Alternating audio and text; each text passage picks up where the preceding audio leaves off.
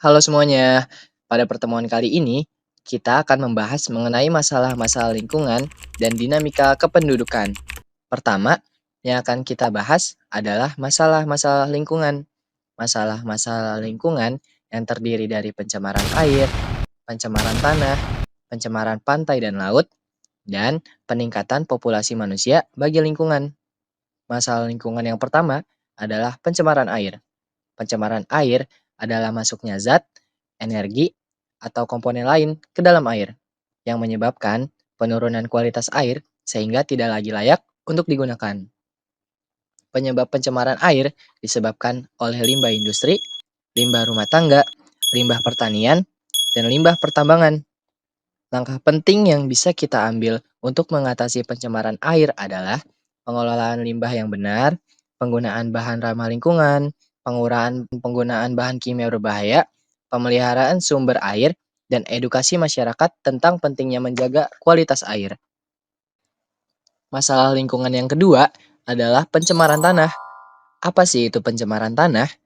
Pencemaran tanah adalah kondisi di mana tanah mengalami kontaminasi oleh bahan kimia atau zat berbahaya lainnya, sehingga kualitas tanah menurun dan dapat membahayakan kesehatan manusia, hewan, dan lingkungan sekitar.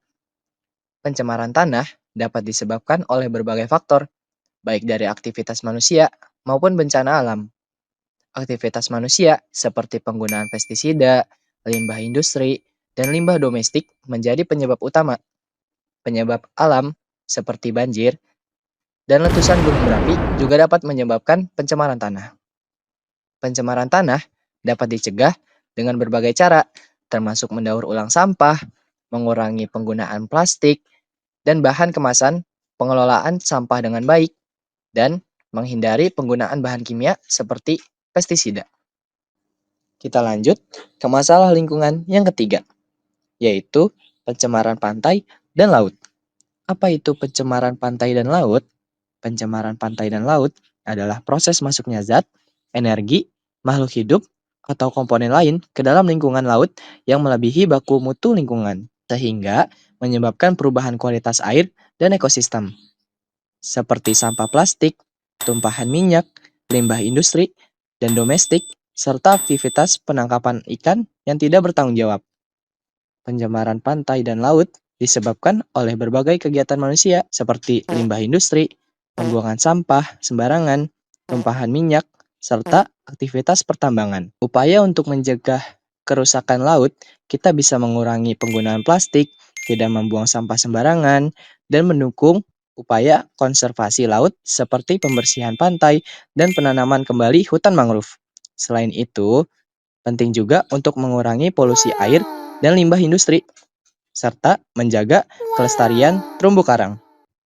Selanjutnya, kita masuk ke masalah lingkungan yang terakhir, yaitu peningkatan populasi manusia bagi lingkungan.